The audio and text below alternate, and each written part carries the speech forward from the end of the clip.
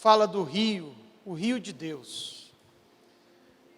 Nós queremos falar nessa noite sobre esse rio. E qual a atitude que devemos ter diante desse rio de Deus. Amém? Ezequiel 47:1, na versão, na NVI, se tiver aí, para que as pessoas possam acompanhar. O homem levou-me de volta à entrada do templo, e vi águas saindo de debaixo da soleira do templo, e indo para o leste, pois o templo estava voltado para o oriente.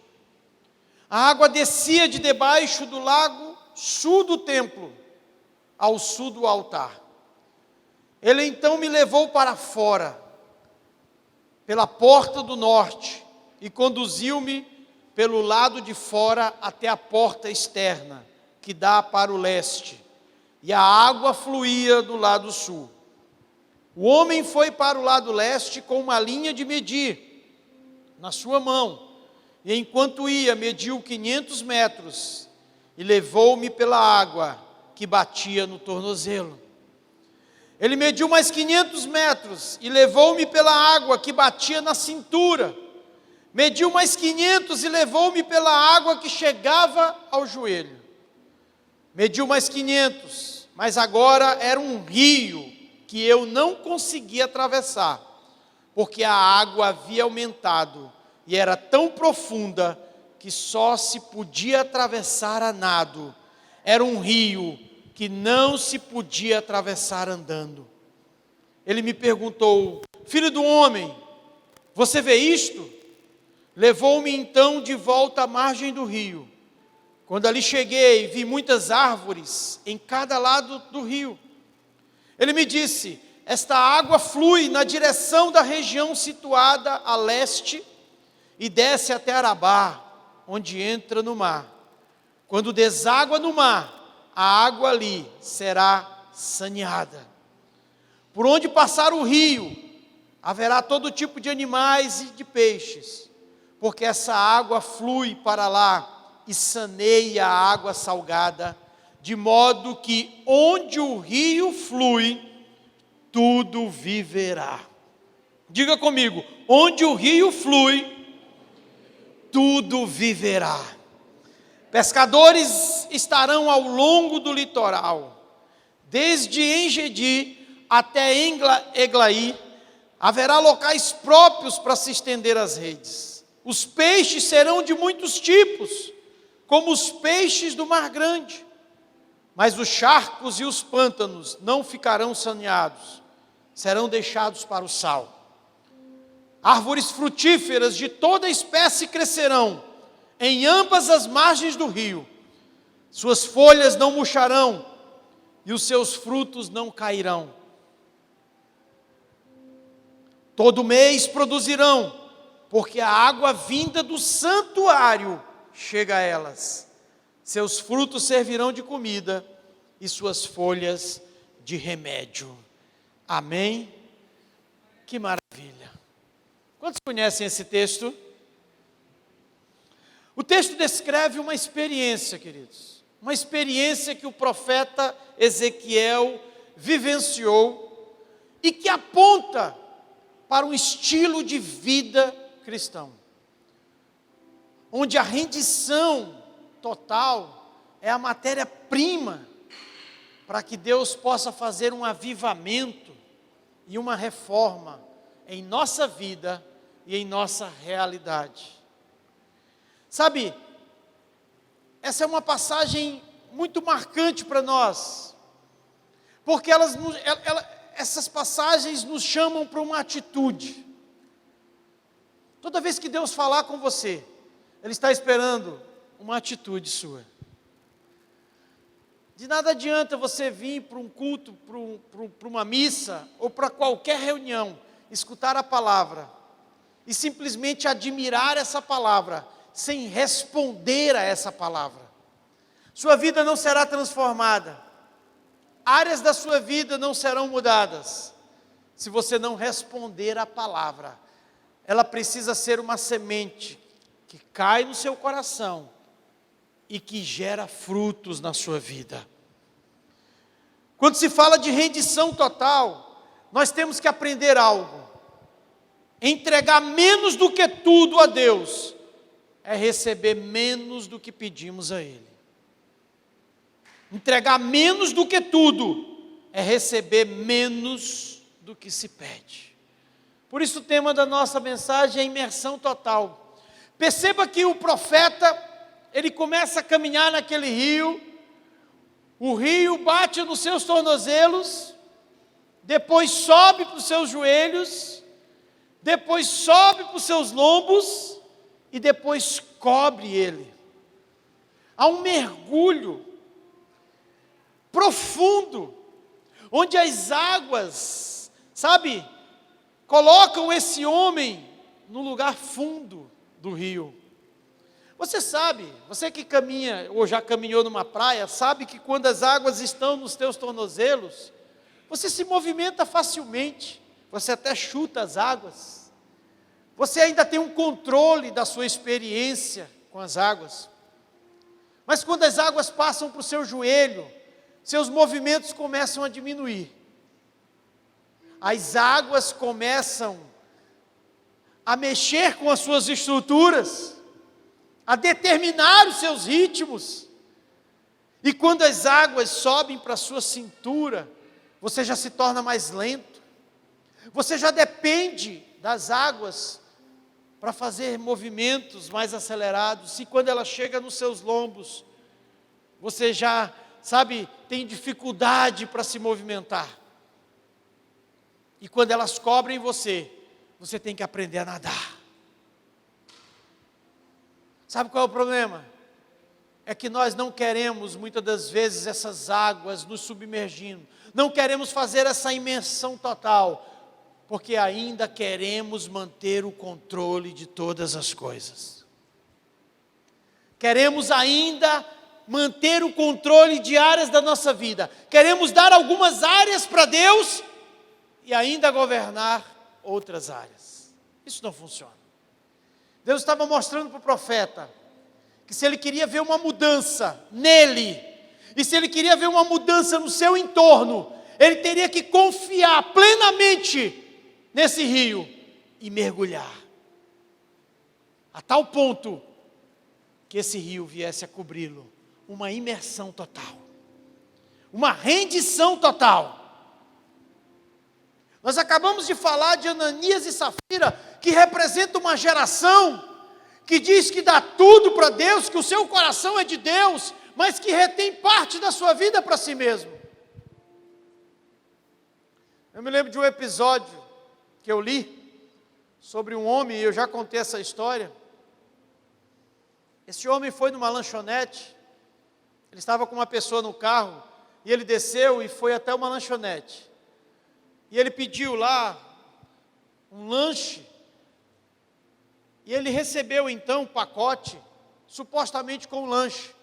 Quando ele entra no carro, ele abre aquele pacote, ele percebe que há dinheiro dentro daquele pacote.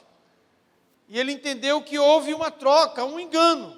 Ele volta com aquele pacote, e ele entrega para o pessoal lá do balcão e disse: houve um engano.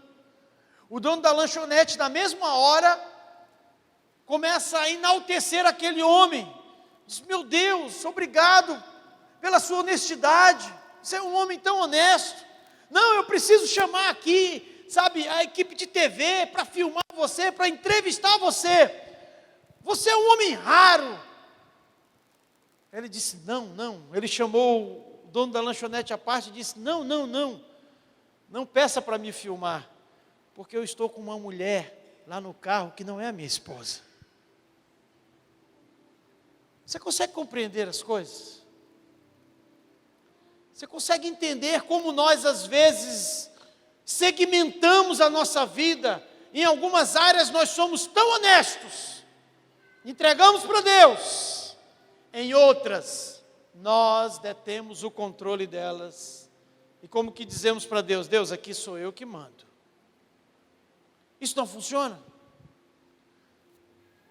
Porque a Bíblia diz, para crermos em Deus, de todo o coração, com toda a nossa força, com todo o nosso entendimento. Eu não estou falando de perfeição, eu estou falando de aperfeiçoamento, porque o segredo não é quanto você tem de Deus, é quanto Deus tem de você. Quanto Deus tem de você? 20% da sua vida? 30%? Se você de fato está nesse rio, a cada dia, essa porcentagem está aumentando para Deus. Deus tinha 20% da minha vida, agora Ele tem 30%, agora a minha meta é 40%, depois é 50%, depois é 60%, até que eu consiga entregar tudo o que eu tenho e tudo o que eu sou para Ele. Quantos estão entendendo isso? Ananias e Safira, eles pegaram parte daquilo que eles venderam, reteram para si e disseram: nós estamos entregando tudo. No meu livro Convicção, eu falo sobre essa geração de Ananias e Safira. Gente que entrega uma parte dizendo que entregou tudo. Não, Deus tem o meu coração. Não, Deus tem a minha vida. Deus tem as minhas finanças. Deus tem a minha família. Será que tem? Sabe, a gente precisa ter uma paixão pela totalidade. Diga comigo, paixão pela totalidade. Você precisa ter paixão pela totalidade. Você precisa ter esse desejo no seu coração de entregar tudo, ainda que seja difícil, ainda que seja um processo, ainda que seja uma jornada e dolorosa, mas haja no seu coração essa disposição de entregar um pouco mais a cada dia, paixão pela totalidade. Senhor, recebe um pouco mais hoje de mim, um pouco mais da minha vontade, de quem eu sou. Sabe, Jesus mesmo disse: toda casa dividida não subsistirá. Se o seu coração está dividido, ele não vai permanecer na presença de Deus. Olha o que diz Mateus 12:25. Jesus, porém, conhecendo-lhes os pensamentos, disse: todo reino dividido contra si mesmo ficará deserto, e toda cidade ou casa dividida contra si mesma não permanecerá. Se o seu coração está dividido, ele não vai permanecer na presença de Deus. Porque a Bíblia diz que você não pode servir a dois senhores. Você vai servir a um e desagradar a outro, ou o contrário. Não há como servir dois senhores. Jesus falou isso no Sermão do Monte, em Mateus 5. Estamos diante de uma geração de supostos cristãos que doam domingo para Deus, mas tomam para si o restante dos dias da semana para fazer o que quiser. Isso não é bíblico. Não podemos escolher dias para servir a Deus. Servir a Deus é um estilo de vida diário, de domingo a domingo. Sabe, eu ouvi do pastor amigo meu, pastor Ricardo Massai, algo bem interessante, que ele diz que o diabo não tem medo da fé dos cristãos de domingo. O diabo tem medo da fé dos cristãos de segunda-feira. Aqueles que vão para o trabalho, aqueles que vão para a escola e que testemunham, que falam de Jesus, que são honestos, que são verdadeiros, que têm caráter, que respeitam as pessoas. O diabo não tem medo da fé dos cristãos de domingo, porque a fé dos cristãos de domingo é muito teórica, é uma mensagem, mas a fé dos cristãos de segunda é uma prática. É alguém que sai para mudar um lugar, é alguém que sai para mudar um ambiente com a santidade que está dentro dela. Nós viemos de um congresso mãe que foi falado isso. A glória de Deus na sua vida não é para fazer você se tornar mais importante do que os outros, é para você se tornar uma testemunha do que Deus está fazendo na sua vida, do que Ele está transformando a sua vida. Eu estive andando pelo meu bairro esses dias e encontrei pessoas da minha época, que jogávamos bola juntos, que usávamos drogas juntos, e alguns deles estão deformados. Eu estava correndo, eu encontrei alguns sentados, ainda esperando aquele cigarro de drogas, ainda esperando alguém dar R$1, R$2, alguns velhos, completamente envelhecidos. Alguns a gente diz, isso não é vida. Aí eles olham para a gente lá, eu sou conhecido no meu bairro como Galego, eu era bem lourinho mesmo. E aí, Galego, está bem? E eu digo para eles, o mesmo Jesus que me fez ficar bem, pode fazer você ficar bem também. Eu saí há 30 anos do meu bairro, vai fazer 30 anos que eu saí do Angelim, lá em São Luís. E como eu pude fazer uma caminhada, uma corrida e rever senhoras sentadas na porta, você é o Willito. Como é bom, queridos, poder voltar ao lugar onde você andava na rua drogado, onde as pessoas sabiam que você era um drogado, e agora elas olham para você e dizem assim, esse aí tem sorte. A nossa sorte é Jesus. Essa transformação não acontece do dia para a noite, são escolhas e decisões que você tem que fazer, são renúncias que você precisa fazer para si mesmo. Eu me lembro muito bem quando eu cheguei nessa cidade, eu andava sujo de graxa, porque eu lavava ônibus na garagem da minha tia, e eu não tinha bicicleta para andar. As pessoas pensam que eu nasci como eu estou hoje, não. E eu ia sujo para a garagem, voltava sujo da garagem. Mas eu sabia que eu estava no lugar errado. Eu sabia que eu tinha saído do rio de Deus, eu estava desviado. E eu precisava voltar para esse lugar. E quando eu decidi voltar, Deus abriu portas. E não foi fácil. A coisa não foi de um dia para o outro. Sabe, eu estava no supermercado, essa semana que passou, e eu encontrei uma pessoa, ela disse assim, você lembra de mim, pastor Willito? Eu digo, não lembro. Olha, você trabalhou na estrada de Lago da Pedra. E eu estava sentado ali na fazenda da minha família, e você parou, você trabalhava vigiando as máquinas. Eu digo, eu sei, eu lembro disso, mas eu não lembro de você. Pois é, você sentou e ficou conversando comigo, e você disse assim, olha, um dia eu vou ser professor, um dia eu vou trabalhar numa escola. Eu disse, meu Deus. Ele disse, você conseguiu, né? Inclusive ele é tio de uma pessoa aqui da igreja. Que bom, queridos. Mas tudo isso foi uma jornada. Quando eu fui trabalhar na escola, eu ganhava R$34 por mês. Eu substituía a minha prima e eu ia muito feliz da aula. Eu dava aula muito feliz, porque eu amo ensinar. Eu ia tão empolgado para aquela escola, que a diretora ali do bairro da Areia, a Isabel, que agora o nome da escola lá é Isabel, ela gostou tanto de mim, que ela começou a me botar para substituir vários professores, e depois eu passei no concurso e fui trabalhar lá. Inclusive tem gente no bairro da Areia que eu encontro, que diz, professor, você não lembra de mim? Eu digo, não. Tem gente aqui que é do bairro da Areia que foi meu aluno. Eu não sou tão velho, gente, só tenho 46, vou fazer 47. Mas eu quero te mostrar uma coisa nesse texto. Perceba que há um cenário dinâmico, em movimento, em curso progressivo. Isso nos ensina uma coisa: nunca fique parado em um ambiente de movimento. Nunca fique parado em um ambiente de movimento. Se você está num lugar que está constantemente mudando, você está sendo intimado a mudar também. Vai ser muito fácil perceber que você não está mudando, se você está num lugar que muda constantemente. Vai ser muito fácil perceber,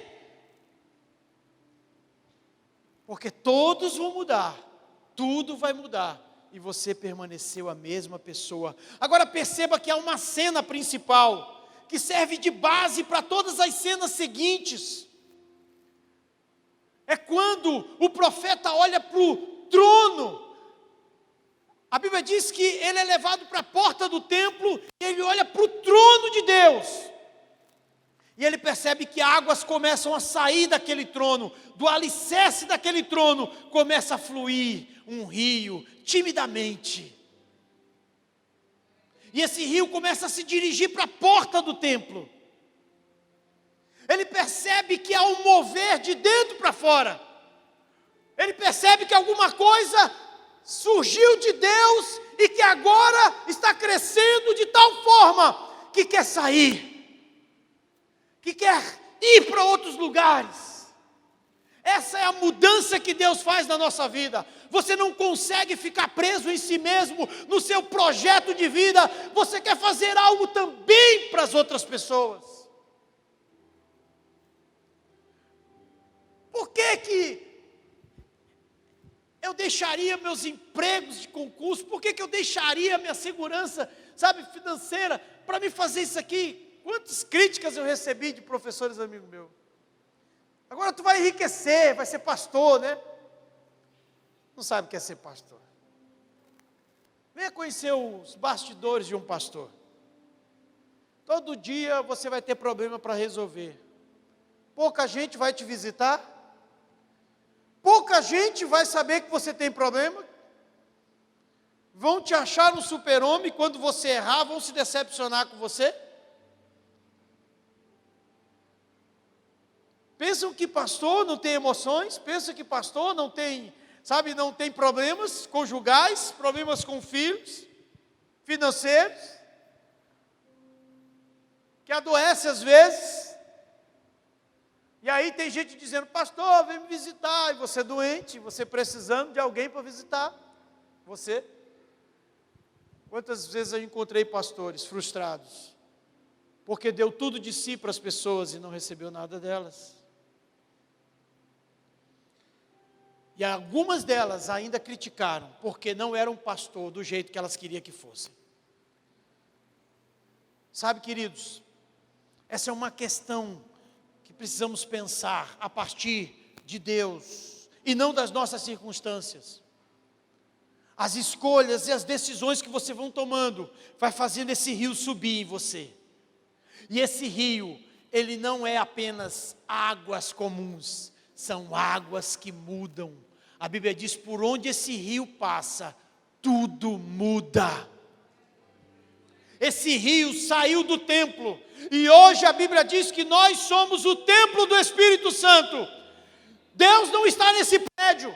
Quando a gente sair daqui, isso aqui é apenas um prédio. A igreja sou eu e você. Deus está em mim, Deus está em você. Entenda que o propósito de Deus, primeiro é te colocar dentro de um rio, depois colocar esse rio dentro de você. E como diz em João 7,38, do seu interior fluirão rios de águas vivas.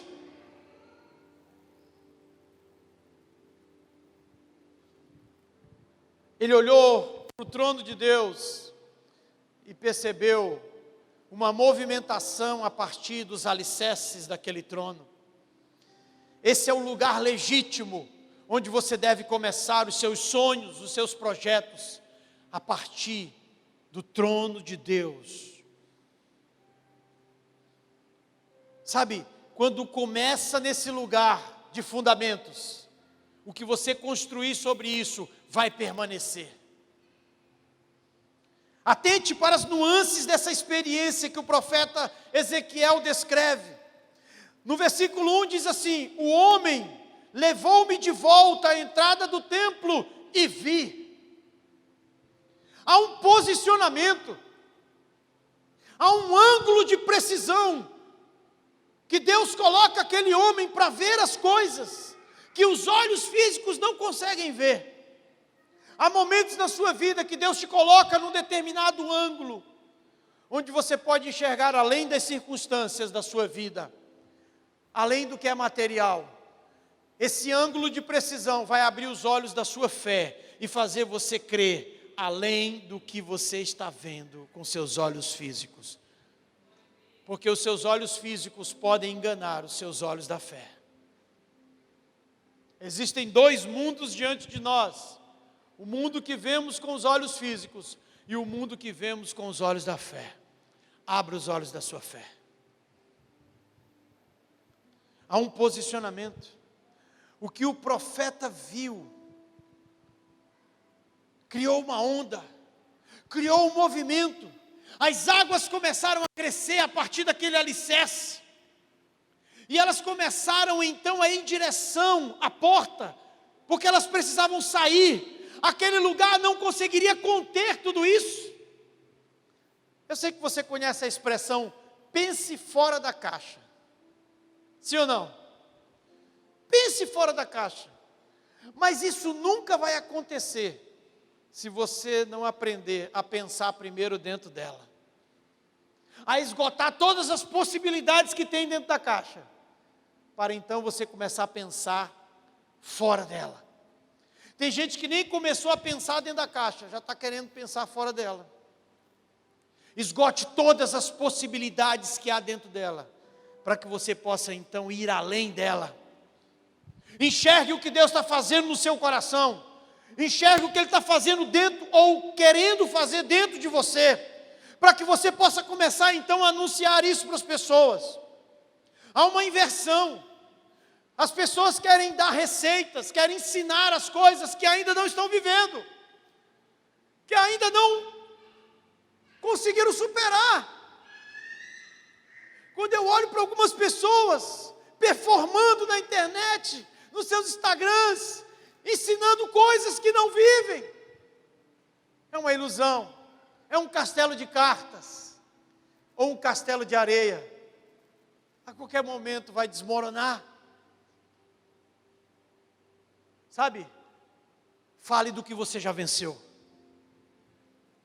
Mike Murdock me ensinou isso há muitos anos atrás. Fale do que você já venceu, porque você se tornará uma voz de autoridade para falar.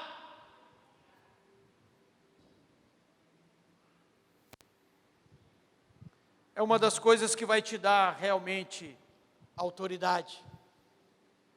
Antigamente, um pastor amigo meu disse, antigamente, batizava-se os convertidos. Hoje é preciso converter os batizados. Há uma inversão de valores. A gente está vendo pessoas na igreja, no domingo. Outro dia a gente está vendo elas tirando foto com a garrafa de cerveja, numa festa, com uma roupa, sabe? Isso é vergonhoso para você, para a pessoa que está do seu lado, que faz parte da sua igreja. Isso é vergonhoso. A gente precisa escolher de que lado a gente está. Sabe, quando eu era alguém do mundo das drogas, eu ia fundo. Eu passava a noite toda na quebrada. Eu pegava o meu dinheiro todinho, eu dava meus tênis, minha roupa, tudinho, para me passar a noite inteira. Eu disse, eu vou mais longe do que eu já fui. Eu sempre fui assim intenso. Mas quando eu me converti, eu disse, eu vou mais longe do que eu já fui na igreja. Só para você ter uma ideia, quando eu me converti, eu não queria nem namorar, para mim não me distrair. Eu fiquei perto de um homem que orava, um homem que morava na igreja, porque não tinha onde morar, o pastor deu lugar para ele morar. Eu ia todas as manhãs, ficava lá com ele, lendo a Bíblia. Eu levava ele para comer na minha casa, no mesmo bairro. Eu andava com ele, eu admirava ele. Eu dizia, eu quero aprender a Bíblia que nesse homem. Ele é um mestre. Eu não queria me distrair com outras coisas. Toda a vigília eu estava lá. Todo o trabalho na igreja eu estava lá. Porque eu queria Deus.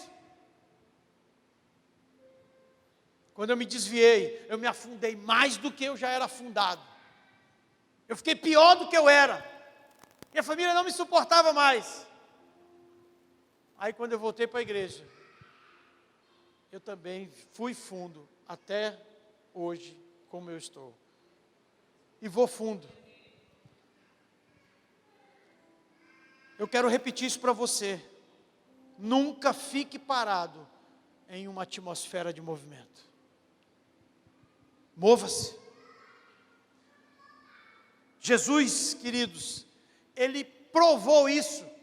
Ele não veio molhar os pés na terra. Jesus veio mergulhar na humanidade. A Bíblia diz em João 1,14: e o Verbo se fez carne e habitou entre nós, cheio de graça e de verdade, e vimos a sua glória, glória como do unigênito do Pai. Jesus não veio passear nessa terra, ele veio mergulhar na humanidade, ele veio se entregar como homem, para que o homem então pudesse se tornar filho de Deus. Ele deu tudo o que ele tinha. Ele não deixou as águas no tornozelo, as águas subiram, ele foi até a última consequência, até a morte de cruz.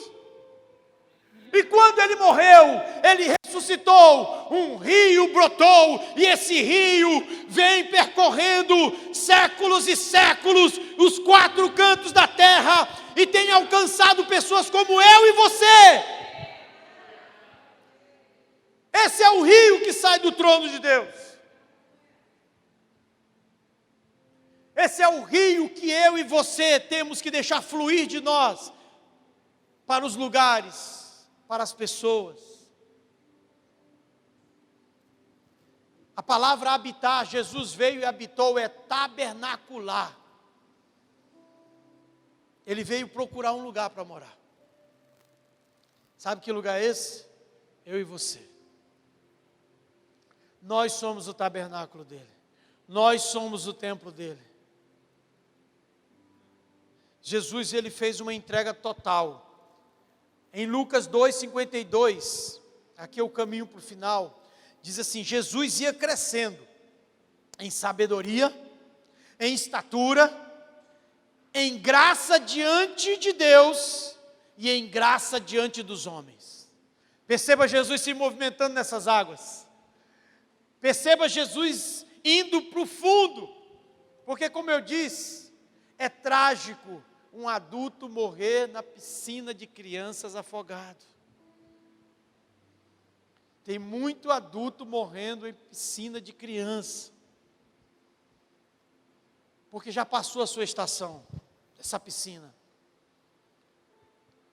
Sabe aquele mergulho que você quer dar na piscina de criança, vai bater sua cabeça e vai morrer.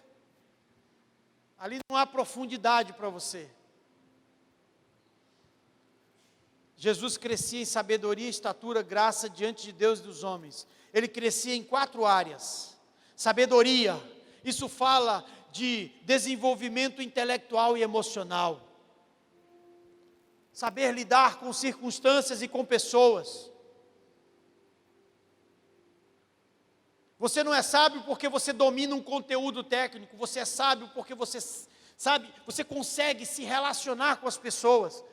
Você pode saber tudo a meu respeito, mas se você não souber se relacionar comigo, você só tem um conhecimento. Eu posso saber tudo sobre Jesus, eu posso saber tudo sobre um presidente, um líder, eu posso saber tudo sobre ele. Mas se eu não souber lidar com essa pessoa, eu só tenho inteligência, eu não tenho sabedoria. Jesus crescia em sabedoria. A Bíblia diz que em determinado momento ele foi falar com os mestres. Jesus falava com gente que conversava coisa grande. No meu livro Convicção,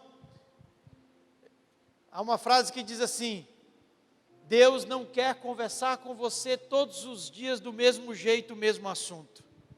Porque conversar com Deus é coisa para gente grande, é coisa para gente que cresce. Certa vez ele disse assim para os discípulos: eu não posso falar tudo para vocês, porque vocês não suportariam. Mas quando vier o Espírito Santo, Ele vos revelará todas as coisas. Você quer conhecer coisas grandes, então mantenha um relacionamento de intimidade com o Espírito Santo que Jesus deixou para você. Jesus crescia em estatura, havia uma preocupação com o seu crescimento físico, com a sua saúde. A imersão total fala de cuidar da mente, fala de cuidar do corpo, fala de cuidar das emoções. Quantos casos de depressão, de síndrome do pânico estão acontecendo nas igrejas, com os líderes, porque não há um planejamento, uma gestão das emoções, das energias, gente que não se cuida, gente que não descansa. E depois vai dizer que é o demônio da obesidade, o demônio da diabetes. Ele crescia em graça diante de Deus. Isso fala da esfera espiritual. Você precisa crescer no espiritual. Você precisa aprender a orar, a ler a Bíblia, a meditar, a falar com Deus a sós, a falar com Deus em comunhão com os irmãos. Imersão total é uma entrega de todas as áreas da sua vida. Ele crescia em graça diante de Deus, mas ele também crescia em graça diante dos homens. Jesus era sociável, ele tinha inteligência social, ele sabia entrar e sair dos lugares, ele sabia compreender as pessoas, ele sabia encerrar relacionamentos, ciclos, estações e partir para outros, ele sabia fazer novas amizades e sabia descartar aquelas que não serviam mais. Ele sabia como ele deveria tratar a multidão, ele sabia como deveria tratar os 120, ele sabia como deveria tratar os 12, ele sabia como deveria tratar os 3.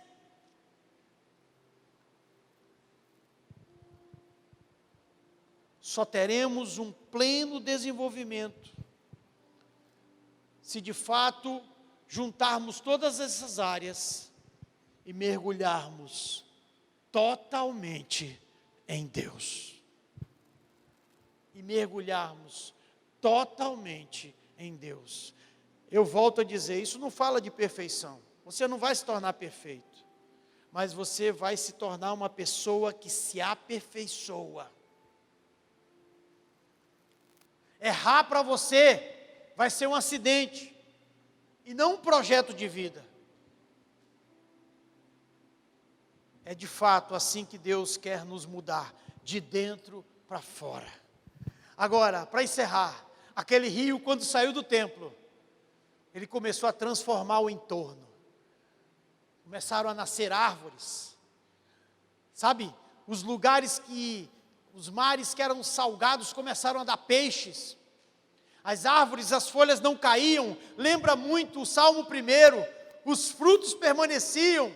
Eram árvores saudáveis, por onde aquele rio passava, transformava. Assim é a vida de alguém que está sendo transformado por Deus.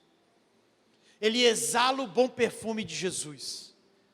É uma pessoa que é celebrada quando entra e não quando sai. É uma pessoa, sabe, que é desejada, que todo mundo quer ouvir, quer ficar perto, quer conhecer.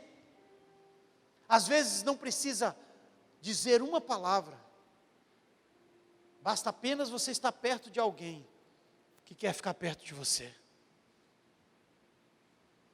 Assim, alguém que está se transformando, está fazendo isso, derramando isso nos lugares por onde vai.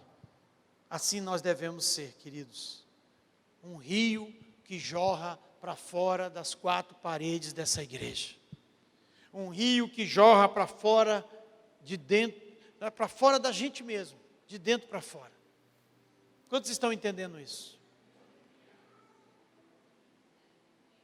E eu repito para finalizar, Deus quer colocar você dentro do rio dele, para colocar o rio dele dentro de você, para que do seu interior fluam rios de águas vivas. Fique de pé nessa noite. Aleluia.